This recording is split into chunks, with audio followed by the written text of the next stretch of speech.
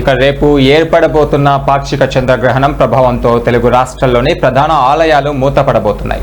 ఖగోళ శాస్త్రం, హిందూ ధర్మశాస్త్రం ప్రకారం గ్రహణ సమయంలో ఆలయాలు మూసివేసి గ్రహణాంతరం సప్రోక్షణ శుద్ధి కార్యక్రమాలు నిర్వహించడం ఆనవాయితీగా వస్తుంది. ఈ నేపథ్యంలోనే తిరుమల తిరుపతి దేవస్థానం సహా ప్రముఖ పుణ్యక్షేత్ర అయిన శ్రీశైలం, విజయవాడ కనకదుర్గమ్మ ఆలయం, యాదగిరిగుట్ట మరియు వేములవాడ రాజన్న దేవాలయాల అధికారులు ఇప్పటికే కీలక ప్రకటనలు విడుదల చేశారు.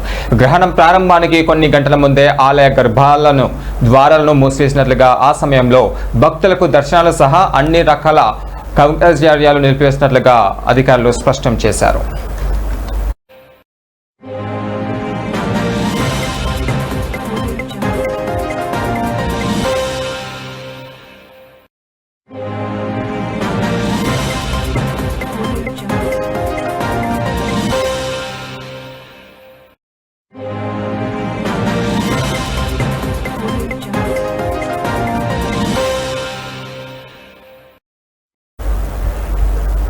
ఇక రేపు మధ్యాహ్నం నుండే ఈ ప్రభావం మొదలు కానుండడంతో భక్తులు తమ పర్యటనను అనుగుణంగా మార్చుకోవాలని ఆలయ కమిటీలు విజ్ఞప్తి చేస్తున్నాయి. తిరుమలలో గ్రహణం కారణంగా అన్న ప్రసాదాల వితరణ, సర్వదర్శనంలో మార్పులు ఉండబోతున్నాయి.